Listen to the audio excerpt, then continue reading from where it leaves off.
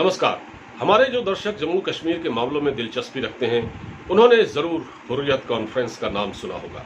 Hurriyat conference एक अलगाववादी संगठन है जिसकी स्थापना की गई थी 9 मार्च 1993 और इसका लक्ष्य था राजनीति के जरिए अलगाव पैदा करके कश्मीर को भारत से अलग करना। लेकिन ये अपने मकसद में कामयाब नहीं हो पाया और अब तो सूरत हाल ये पैदा हो गई है कि इस संगठन में ही फूट पड़ चुकी है, दरार पैदा हो चुकी है।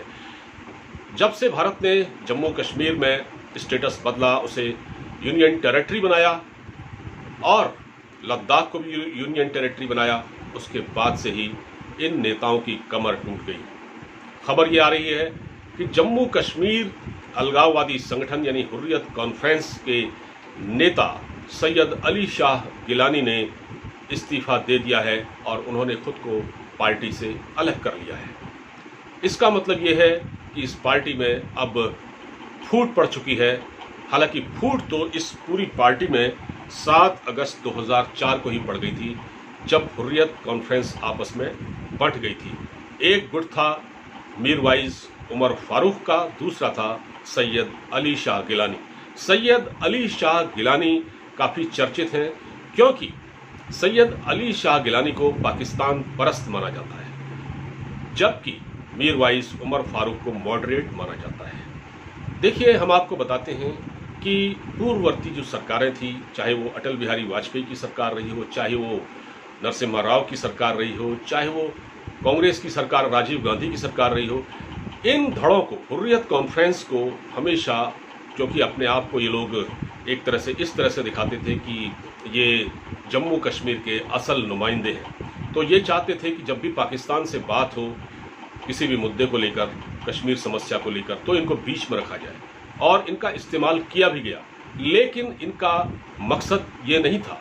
इनका मकसद था वहाँ से भी पैसे लेना, यहाँ से भी पैसे लेना, और ये सिर्फ दलाली करते थे और इन्होंने इसे लेकर खूब पैसा कमाया।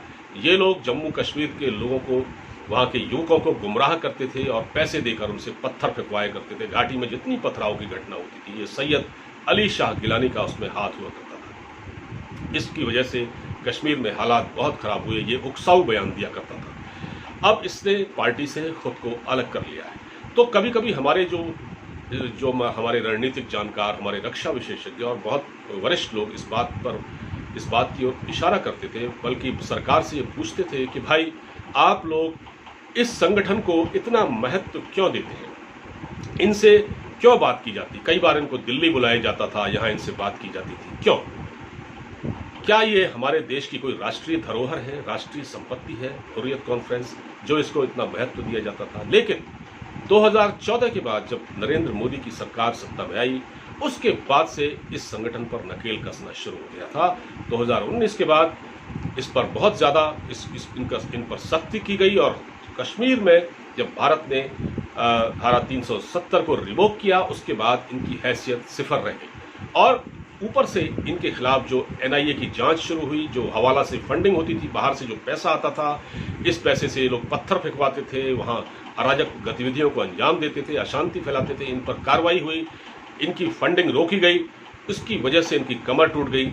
और अब कुछ लोग कह रहे हैं कि अली शाह गिलानी बीमार थे और अस्वस्थ थे, वो बुजुर्ग हो चुके हैं, अब वो काम नहीं कर पा रहे हैं, उन्होंने इसलिए अपना पद छोड़ दिया है। ऐसा नहीं है, इनको कमज़ोर किया गया है और इनकी नस से अब जाकर भारत सरकार वाकिफ हुई है, क्योंकि ये पाकिस्तान से भी मिले रहते थे, भारत के साथ भी, और दोनों तरफ से ये लोग पैसा लेते थे। लेकिन इनका काम घाटी में सिर्फ अराजकता फैलाना था। मैं आपको बताता हूँ, 9 मार्च 1993 को हुर्रियत की स्थापना हुई थी, जिसमें मीरवाइज उमर फारूक, सैयद अली शाह गिलानी, अब्दुल गनी भट्ट, इसके अलावा अब मौलाना अब्बास अंसारी जैसे नेता थे, इसके संस्थापक सदस्य थे। लेकिन इसमें ज़्यादा दिन ये एक नहीं हो पाया। इसमें जैसा कि मैंने आपको बताया, फूट पड़ गई। अली शाह गिलानी ने खुद को अलग कर लिया। उमर फारूक एक तरफ थे, मौलाना मीरवाइज उमर फारूक थोड़ा मॉडरेट माने जाते हैं और अली शाह गिलानी टोटल कट्टर नेता हैं और पाकिस्तान परस्त हैं। कश्मीर घाटी में जितना माहौल ख़राब हुआ, उसके पीछे सैयद अली शाह गिलानी का ही हाथ माना जाता है। तो एक तरह से ये भारत सरकार की एक बड़ी कामयाबी है, क्योंकि लॉकडाउन के बाद और दूसरा कश्मीर में जिस तरह से 370 हटी उसके बाद से ये कमज़ोर पड़ा, और अब इसमें क्योंकि देखिए जब कमज़ोर होता है कोई संगठन तो उसमें कलह खुद पैदा हो जाती है और वो टूट फूट जाता है, लिहाजा इनकी ताकत अब सिफर रह गई है। ये कश्मीर के असल नुमाइंदे अब नहीं हैं, पहले हुआ करते थे, बल्कि पहले भी नहीं हुआ करते थे, ये स्वयंभू तौर पर खुद को कहा करते थे, लेकिन क्योंकि ये पैसा यहाँ से भी लेते थे, सीमा पार से भी लेते थे और ये वहाँ जाते रहते थे, इनके नेता भारत के पासपोर्ट का भी इस्तेमाल करते थे, पाकिस्तान के पासपोर्ट का भी इस्तेमाल करते थे, तो अब ये सब रुक गया है और एक तरह से भारत सरकार ने इस संगठन की कमर तोड़कर रख दी है। फिलहाल इस वीडियो में इतना ही, अब मुझे इजाज़त दीजिए, अपना ख्याल रखिए, नमस्कार।